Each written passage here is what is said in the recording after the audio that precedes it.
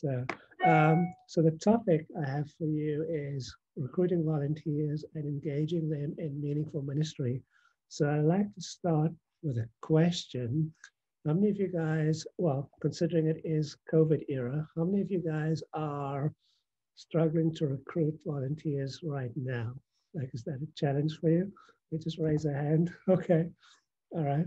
And I'm going to share screen something in a second here. But just a little background. So worked with Melissa for a long time. Our church is a multi-site, and we are actually launching another site in the midst of COVID. So we just heard from the Lord that that is what we should be doing because we have so many unreached people in our area. So that's what we're doing, which means, of course, more volunteers. So that's a whole other process when you plan a site. That's a topic for another day. But let's go in. I'm going to bring up my screen here. Let me see if I can bring this up. Where to go? Give me 1 second. Where to go? Oh, I remember. Let me just shut this down. I had to restart everything, so it's all gone. Sorry about that delay. Oh, there we go. Okay. Let's get this going. Do you guys see that? I'm going to play that. And I'm actually on the first slide here. All right, can you guys see that? It's showing up kind of weird. Let me see if I can change that. Sorry, guys. I should have. Can you guys deal with that screen? Are you seeing the one big window with a little one next to it? Okay, we'll just deal with that. So, okay. So let's just talk about what recruiting is not, because there's a lot of ideas around what it is and how it should be done, but it's not by mass appeal, right? So standing in front of the pulpit on a Sunday morning asking for, we call them dream teamers or volunteers is not the way to go, right? Who's tried that? Have you tried that? It doesn't work.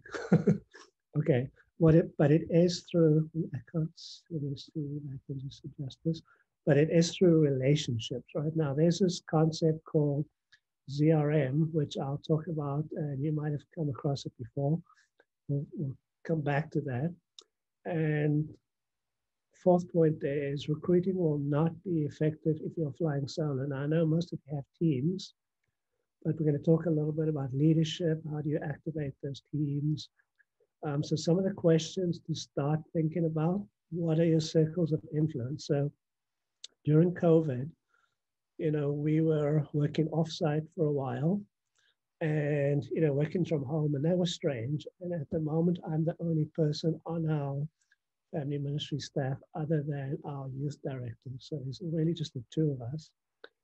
And that just felt like lonely. Did anyone else feeling lonely in COVID, especially if you're working from home? That's kind of weird, right? So it's just like a whole different ballgame.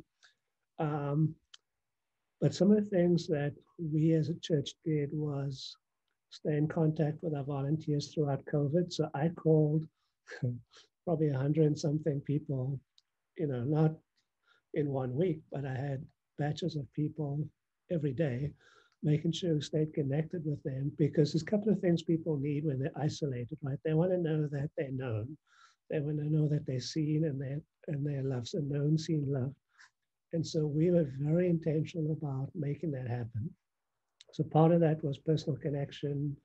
As a church, we actually sent out gift boxes to our dream teamers, doing everything possible to keep that sense of relationship known, because when you're isolated, it's the worst thing not knowing that, hey, who cares? Like, who's actually out there for me? So second point there is who is on your leadership team, and we'll talk a whole lot more about that. How do you identify leaders? If you're feeling lonely, then obviously there's some people who are not in your circle yet that you need to pull into your circle. So we'll talk about that. Let me just check my volume up here. And then what recruiting does require is clear vision and organizational clarity. So, what are you inviting people into? Is it clear?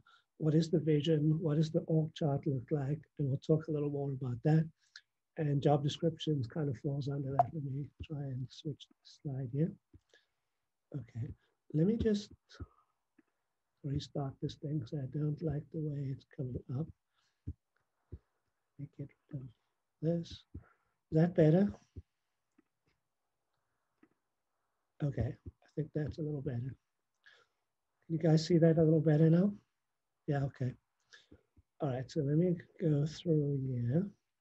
Okay, so recruiting tools. So I'm not going to talk so much about recruiting, but rather I'm going to talk about leadership development and kind of how you get those people into your world and what are the things you need to set up to be effective in actually inviting people into your leadership team. So as far as recruiting tools go, there's always the personal invite. For me, it's always been the most effective thing. But what does that mean? It means you have to be in relationship with people. So I don't know what your churches are doing in COVID.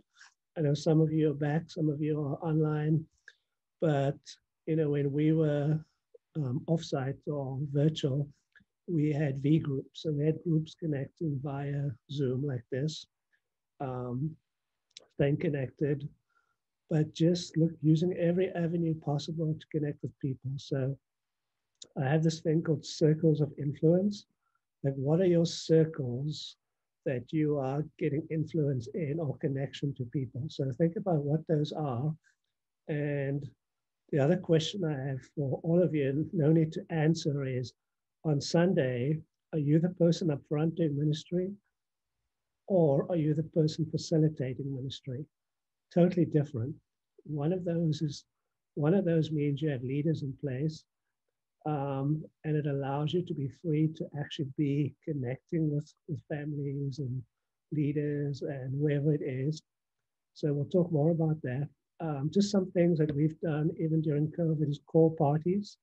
So I'll get all my leaders over to a meeting, put some food out. This is when we're allowed to have, 10 or more together.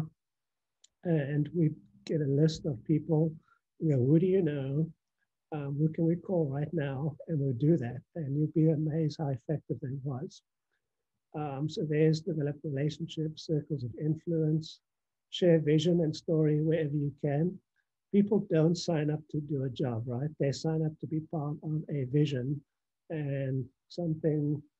They want to be part of something where they feel like there's a purpose, right? So you got to have clear vision and story. And I got a story for you. At my church, every staff meeting, we start with life change stories. That's just who we are, and we record those.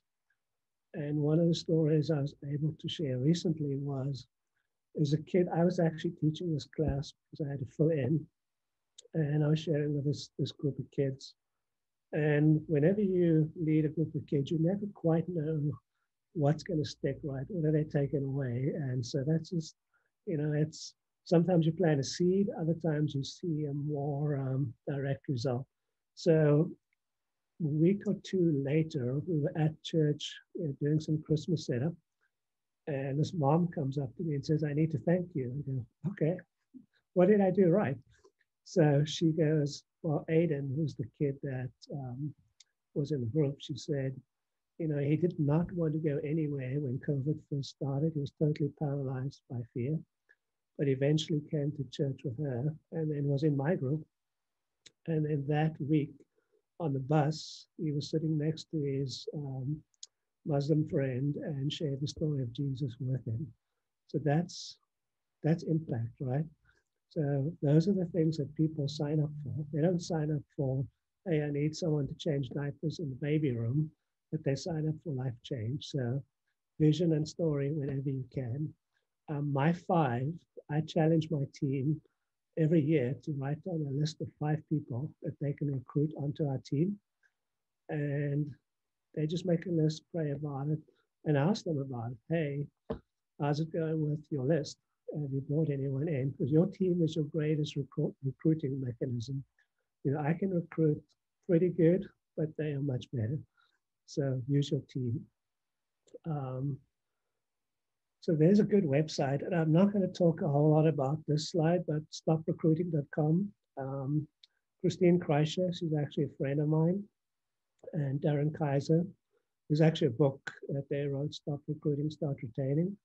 Really great resource. And kind of the gist of their approach is, if you choose the zero recruitment model, which means the idea is to actually retain your team rather than have to like lose and recruit. So they put a lot of attention on what do you do to make your volunteers stick and create a culture that actually retains your volunteers. So there's 4 concepts they talk about, which I'm not going to talk about now. But one of those is appreciation, equipping, empowering. But if you go check out stoprecruiting.com, there's actually some good resources there you can download. And there's a whole process that you can use for allowing people to do test drives like shadow and actually have report back. So I've used a lot of those strategies and they actually do work. So great website. And what you want is this idea of owners versus renters, right? So if you have someone who's in your ministry who really doesn't want to be there, that's a renter. They are just waiting to get out, whereas an owner is the one that's going to walk around and see a piece of paper on the ground and pick it up, right?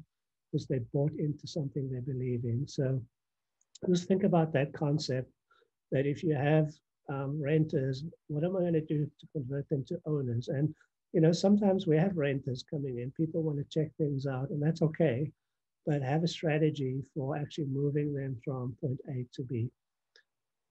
Any questions before I go on? Good so far? Let's see, I can only see a few of you at a time on the screen. Okay, let's move on. So much to do, so little time, right? So here's a question that I asked all of my leaders and staff. What is it that only you can do? Because everything else, somebody else can do. So you'll be surprised at what that list looks like. So, how many party hats are you willing to wear in 1 week? Right? You can't be the administrative person. You can't be the tech person. You can't be the one that teaches first through 4th grade. You can only wear so many hats. And at the end of the day, my job as the leader is to be the visionary, the strategist, and find the people to do the tasks that we've designed, right, within our organization. So, of course, you're going to need a team. So let's talk a little more about how do we get to this concept of team. Now, I have a little test for you later on, but don't worry, it's going to help you out. Okay, mindset of a leader. There is a great, he has so we recently went through this series of 6 sessions with a consultant called David Cook. If you ever try, I think it's David L. Cook, and he has a book called, I have it right here. He has a book called, on the tip of my tongue. I'll find it. But he is a consultant that's worked with national football, NBA, you name it, sports teams, golf, famous golfers. And he is all about mindset. What is your mindset as a leader? Because if you go into this idea of leading, feeling like you're a failure or I can't do this, or without that positive mindset, you're going to have some issues, especially in COVID, when we're dealing with isolation, fear, so many different variables. And that's a whole nother training we can do. But the point I want to get to here is you got to start strong and you got to think kingdom purpose and keep the reason why you do what you do in the front of your mind. Because once we lose track of that, that's an inroad for the enemy to grab a hold of something and kind of make us discouraged or make us think we're not worthy, make us think we can't do it. So just be thinking about, I want to tell you today that you are called for such a time as this, right? You are the person sitting in that chair that God has called for this. And don't forget that, because we can't do this without you. So you are ordained and selected for the role that you're in right now. And don't forget that, okay? So why do we need leaders? I'm from South Africa, so I like African proverbs. So if you want to go fast, go alone. But if you want to go far, go together, right? Matthew 28 talks about how we should go and make disciples, right? Build your team. It's all about evangelism. My church is doing a multi-site soon. So we need more leaders. So the idea of replicating leaders and raising up leaders is key for us. Ephesians 4 is kind of that, talks about how we were actually designed to build, invest in people. And if you think about Jesus, he sets the example, right? He had his three, his inner circle, and a lot of you have staff, and some of you have a staff inner circle. Some of you might have a volunteer inner circle. Then you have your 12 and your 70, etc. So be thinking about who those people are, and if you have or don't have those people, how can we get them? So here's a really great question, and some of you might be familiar with Peter Haas from Associate Arc Churches, ARCC, and he talks about there's three types of leaders. So my question is, what kind of a leader are you? Now, there are three different types of people in your ministry today. So there's the technicians, and everyone on your dream team or every volunteer you have is a technician. If they come in, they fulfill a specific role, right? They do a certain job. Now, the next level is what we call equipper/coach. And let me just see if I have it there. And these are people that have decided that, yeah, I'm good at doing, but I love actually raising up other people, training other people to be good technicians. So equipper coaches are people that are actually raising up technicians. So you're looking for people who are really good at something, but people who are really good at drawing other people in. Those are the people that typically make those good equipper coaches. Now, often there are barriers from moving from one level to the next. So we'll come back to that in a little bit. And then the final level 3 is what we call a multiplier. Is someone who has equipper coaches under them, who has technicians under them. So these are people that have a whole tree of people under them that they've either raised up or coached, or they may have been a coach that multiplied themselves, but now they're at that next level where they have multiple coaches under them. So, we should all answer this question. At any time in the week, you may be any one of these. But the hope is that you are not a technician most of the time, right? Because you have those people. That's not your job. But these are the types of people that we should have in our ministries. And one of the challenges we've recently gone through is looking through each person we have and kind of identifying, let's say I have John. Is he a technician? Is he a equipper, or could he be a coach? Or is he already a multiplier? So go through everyone in your team and identify these people. So as we go look at the steps to growth, now this is growing a team, but growing leadership is growing your team because you're growing the potential to actually multiply your team. So set the expectation of multiplication. My team knows that I expect them to bring other people in, that we can't just do this on our own. So we want to create an environment where anyone coming in is experiencing two things, purpose and fellowship, right? If you ask any volunteer, even in the corporate world, there's two things that they want and two reasons why they do what they do. One is they want to have purpose, and two, they want to belong. So you want to create the environment where that can happen. Vision, like if you're not sharing vision, then write it down, define it, clarify it, because your people need to know, why are they doing what they're doing? Why are they doing this specific job? Who's the Aiden that discovered who Jesus is? So vision is so important. Now I have an org chart that I share with my leaders. I don't necessarily share that with the entire dream team, but I want them to see all the different roles that we have within our organization. So I know some of you have several staff. I'm sure some of you have different leaders for different areas. But people need to see, where do I fall into the organization? Oh, here's my role, and I report to this person, or I have these people under me. And this is part of the way that you help people have meaningful ministry, that they understand, where do I fit in? What do I do? Um, One of the best things you can do is invite people into the process. So invite and challenge, that's a whole personal thing. And then the one, two, third point over there is identify cliffs. Now there's five leadership cliffs that prevent people from moving from technician to coach, or from coach to multiplier. And you need to be able to identify those cliffs. Now, example might be, let's say you have a tech person who's been doing it by themselves for like 2 years, and that team hasn't grown. So the question is, what's the cliff? Like, what is stopping that process from moving on? And there's an example that I heard from Peter, and he talks about the technical cliff. So they were using this application to run their screens. You guys might be using something like ProPresenter, or I don't know what systems you guys use. But this guy had written his own system, and it was so complicated that nobody else could do it.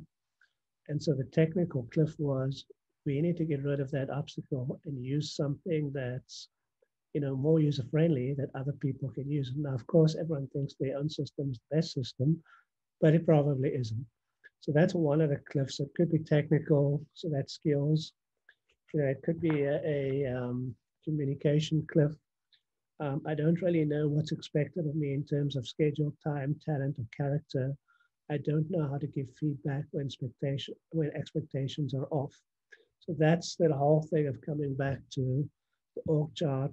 What's my job description? What I do, and more than that, what's the win when I do this job? So I have job descriptions for every role in the organization. And one of the things that's on every one of those is, what's the win? When you do this job, we win because, and then fill in blank. So that's super important for me and my team to know that. So then next point there is delegation and oversight. Now, I'll give you an example. So recently I invited someone to take over some admin tasks. Now, I used to have an admin pre-COVID. During COVID, I don't. So it's one of the cost of doing business.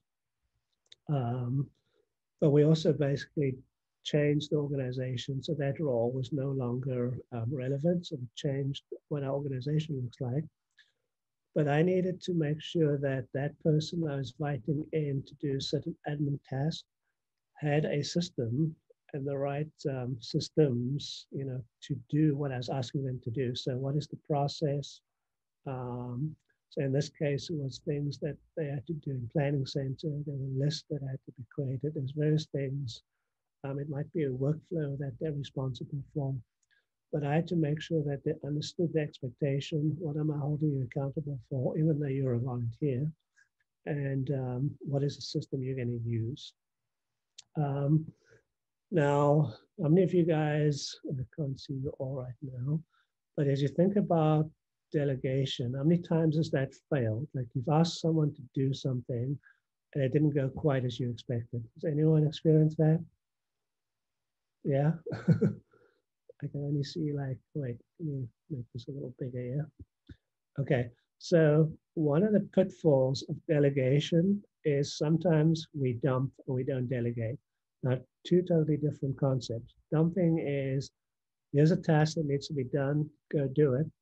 I don't check in with you. I don't give you the system you need. That's a recipe for failure, right? The delegation actually is totally different, and it requires check-ins.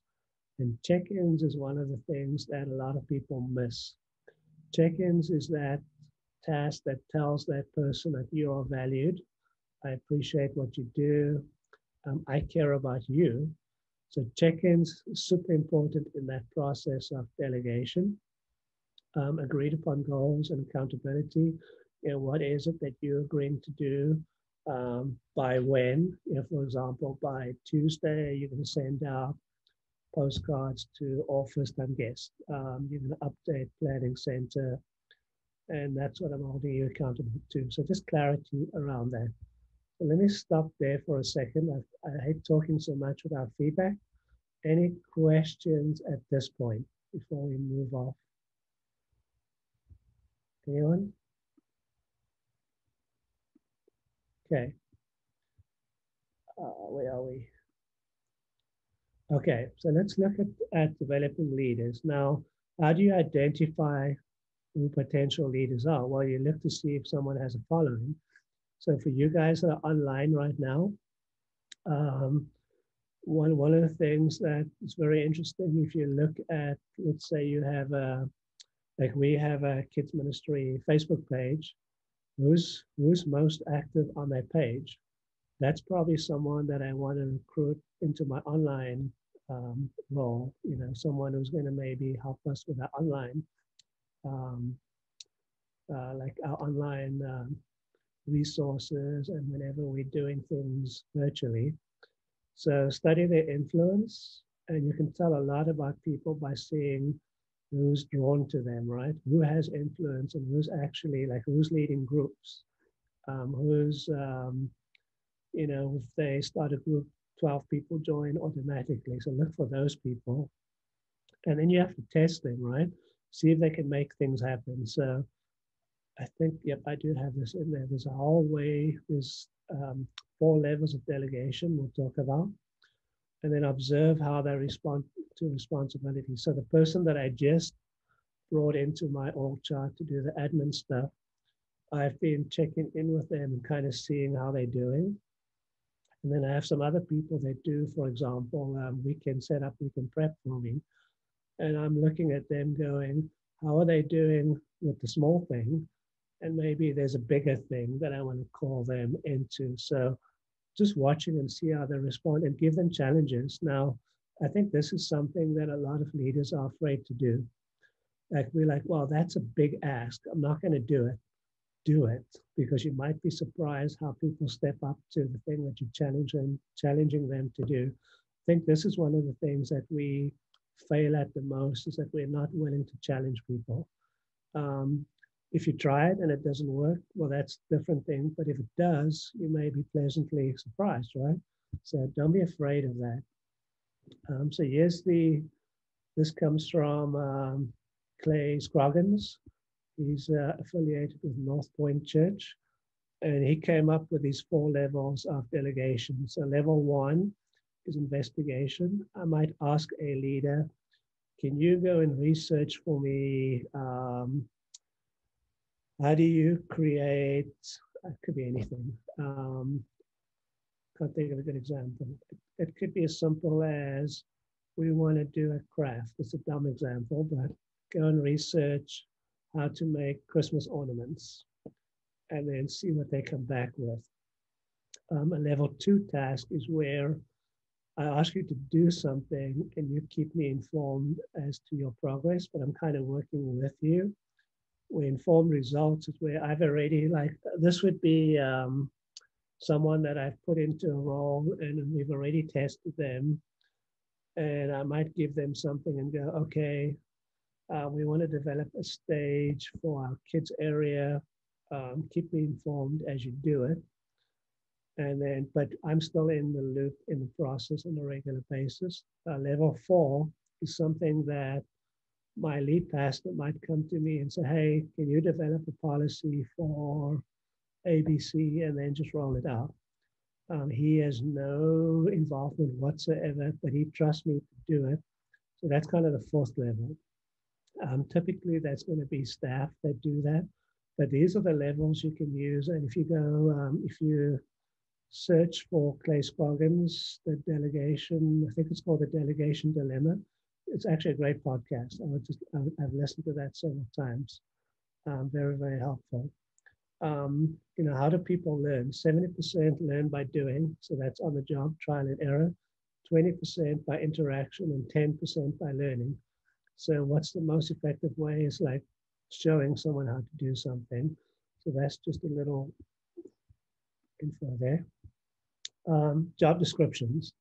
I mentioned this before, and for every role, I mean, even if it's a person that does admin, they send out birthday cards. What is their job description? Who do they report to? What is the when? What is the time period? So, some people recruit volunteers and the time period is until Jesus comes back, but that's not fair, right? So you got to give them an out and you got to give yourself an out as well, because it's always a dating kind of concept with volunteers. And then have a review structure. So let's say we're going to try this for 3 months. After 3 months, we're going to review, see how it goes.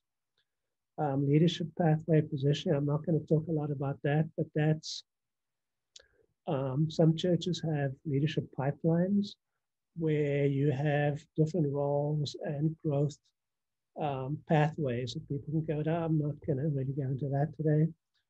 And then succession planning at every level.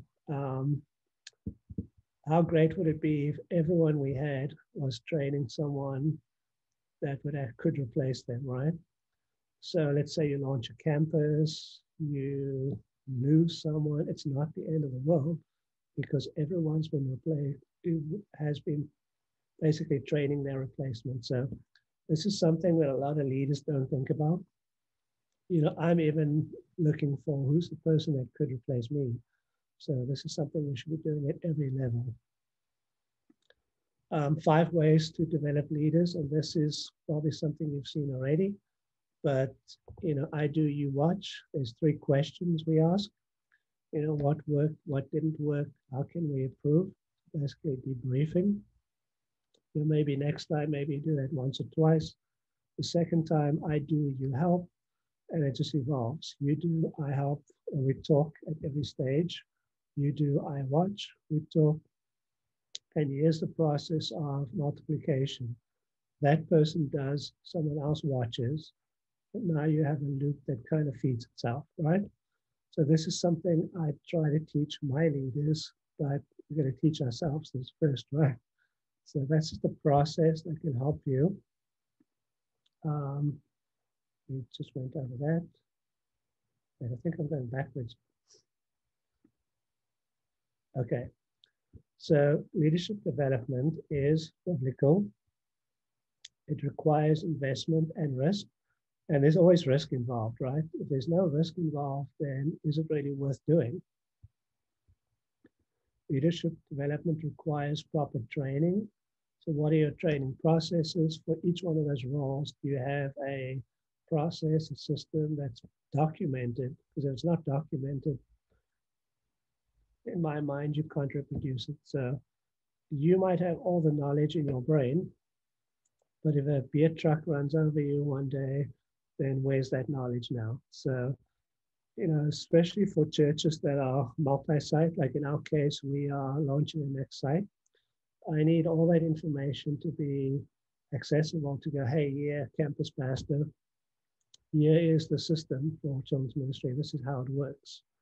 This is how we train leaders. This is how we train each role. This is what organization looks like. Leadership development should be a church-wide initiative and not siloed. If you try to do this at your ministry level only, it's going to be hard. If this is something that's a church-wide paradigm, then you're going to do a lot better. You can do it. If your senior leaders are not doing this, then maybe you need to have a conversation with them, but you can still do it.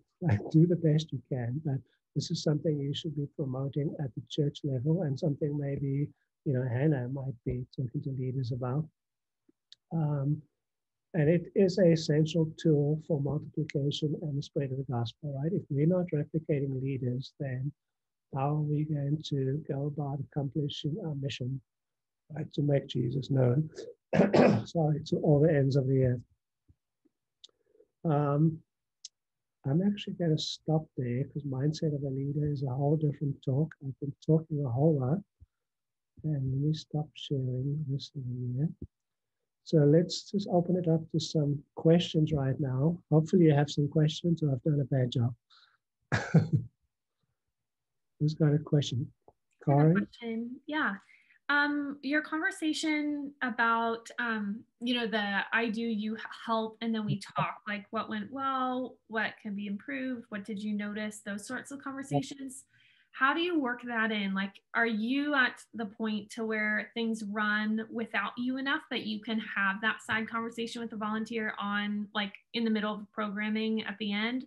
Or is that something you like follow up with later in the week? Like, how do you fit that conversation in? There's various ways to do that, but let's say, so we have something called test drive. So let's say somebody comes in, they get scheduled to do a test drive in a specific area of ministry. Let's say it's in the 4-year-old room. We have a little card that they actually fill out themselves. And if you look at that Stop Recruiting, Stop Retaining website, you can actually find a sample there. And then they actually give us comments. So, and this is an example for like a new volunteer, for example. And they would actually give us, this worked for me, or I'm not sure about this, I'd like to try a different area. So I already have some feedback from them. So that's at the volunteer level, and that's something that my service coordinators can handle. They can look at that card and go, okay, looked like it went well. Let's get you into like a train, whatever it is. Like, what's the next step? So that's one way of having a predetermined conversation that's already been set. So we give them that card before.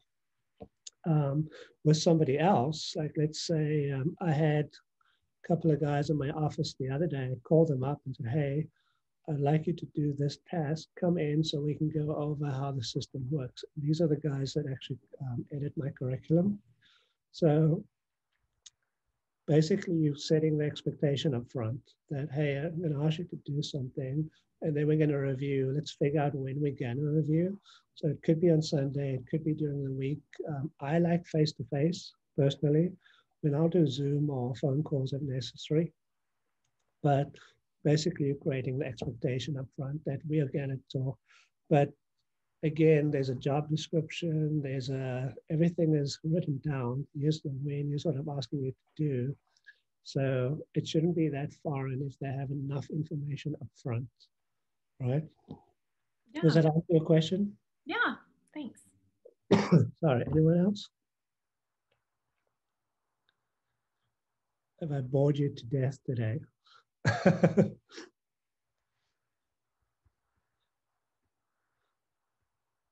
I'm just looking around. I have a question.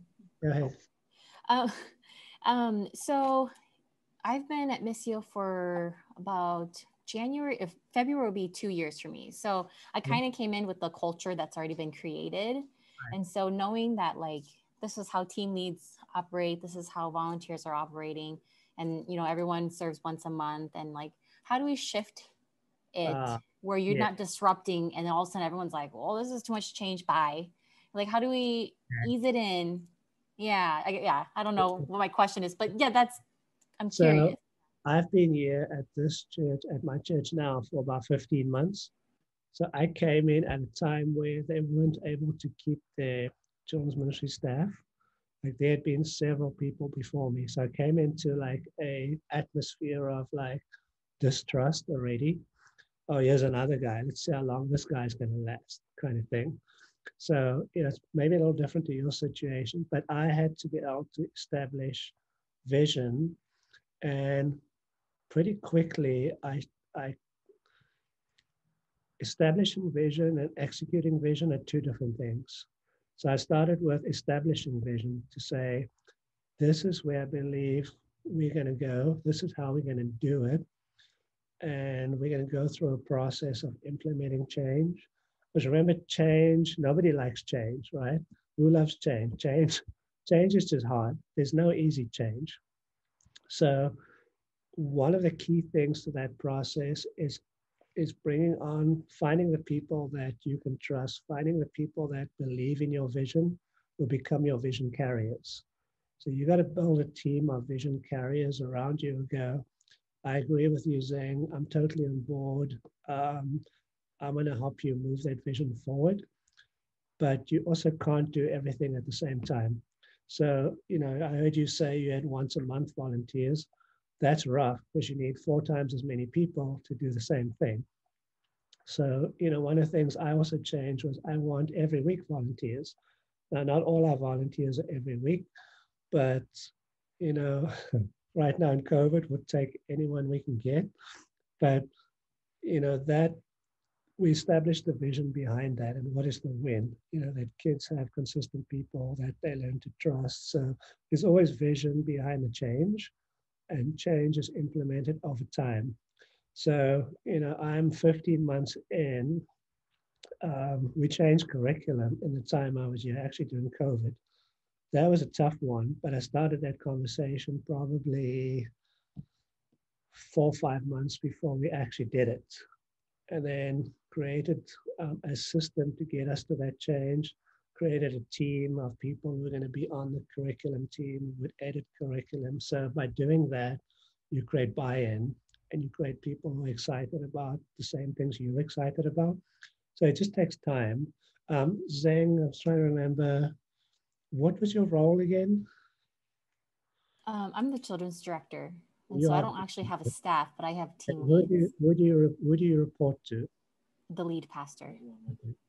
So I'm guessing you and him talk fairly often, and any vision you come up with has to be approved by him, of course, right? To go, that's great, saying I'm with you, I support you. So that's kind of trickle down, but it's also a leading up so that your leader knows how to support you. So my lead pastor, even though he's not the one responsible, he's totally clear on what we're doing and why. So because this does happen, I have people go around me to my boss and they go, hey, why are we changing this curriculum? But what they don't know is that we are totally in sync, or that maybe they do. And I know she's got my back and she's going to say exactly the same thing that I'm going to say. So it's important to have that level of communication so that, people know that, okay, this is not Zheng, because you represent your church and your senior leader. So ultimately, this is, the Alliance talks about uh, constitutional authority. I forget the exact Alliance term, but it's a discipline thing at the end of the day too. So take your time, share stories, spread vision, and gather a team around you that actually support the vision. Hopefully that helps. Any other questions? And then what I'd also like to know is during COVID, what's worked for you that might be useful to anyone else on this call? Like, yeah, I've done this and I managed to get some volunteers in, or I'm really struggling, people are afraid. Anyone have any good ideas for us? Come on, you gotta have one idea. I'm not leaving until you give me something. Well, one of the things I really like how you talked about implementing vision and not just talking about it, but actually doing it. And I think that's been really helpful pre and post COVID, obviously, to just really specify what our goal is as a group and how we are going to do it. And like you said, word of mouth has really helped get more volunteers. Unfortunately, because of COVID, what we're struggling with is that all the people that we trained pre-COVID have now become leadership in other capacities that are necessary for church operation with opening doors. Yeah, so like, people cleaning or different things. And also because of COVID, all the kids needing to stay home to do schooling, we've really wanted to not have parents as volunteers anymore. So that's also cut our volunteer in. Yeah.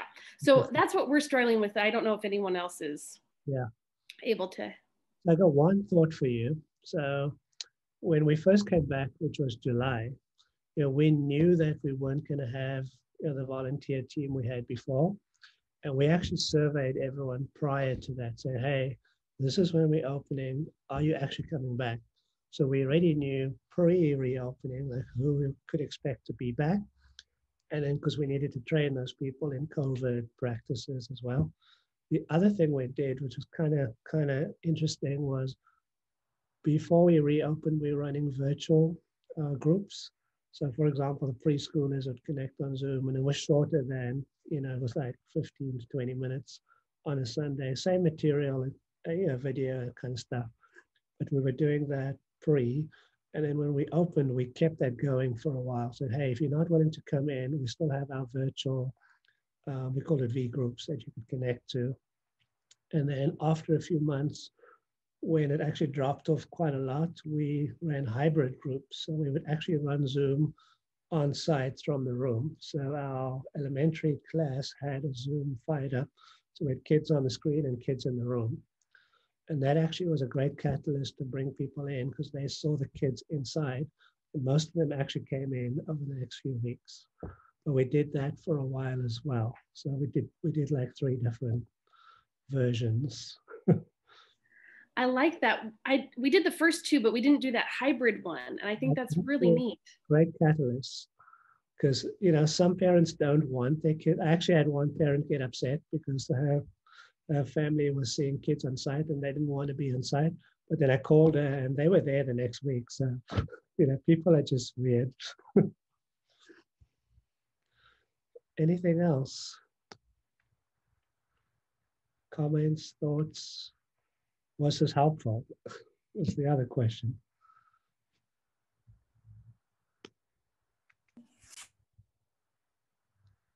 If I don't see any other. Hannah, do you want to take us out? Yeah. Thank you guys. Thank you, Shaun, for you're welcome. All of that content. I wonder if we could get your PowerPoint, if I could. Yeah, I can get it to you. Yeah, that'd be great. The question is, can I come back? Oh yeah, you're always welcome here. Oh yeah, thank you. And yeah, I hope all of you guys feel encouraged and are ready to take something away. Yeah, as you seek to serve your churches. Again, you guys are amazing. Really appreciate you. And thank you for serving kids and raising up leaders. And I hope that you feel a little more equipped today. So would it be okay if I prayed for the group? I would love that. Yeah, please do. So guys, thanks for being on. And let me just pray a blessing over you. Father, I just thank you for these people that you have called for such a time as this. And Father, I thank you for the endurance that even in the midst of COVID, they are hanging on. And Father, they are fulfilling the call you have in each one of their lives. Father, we just pray that you would just fill them with your spirit, Father, that you would give them hope. Father, would you allow them to overcome any fear that the enemy is throwing at them? Father, would you keep them safe and healthy? And Father, I just thank you that they are willing to join together with Hannah and myself to just talk about things of the kingdom and how we can do a better job to invest in families and kids alike and around the country. Father, I pray for all the churches represented here, Father, that you would just give their leaders insight, that you would just give them a blueprint for their own church, because you can't you can't beat the local church in doing what they do. So Father, bless them. Thank you for them. And I just pray that you continue to allow them to thrive as they do ministry and they follow the call you have for each one of them. I just pray this in the powerful name of Jesus. Amen. Thanks, guys. Amen. Thank you. Thank you so much. Yeah. Bless you guys. And feel free to share my email. Okay. Great. Yeah, I will do that. Thank you. Thanks so much, Shaun. Really appreciate you. Bye, friends.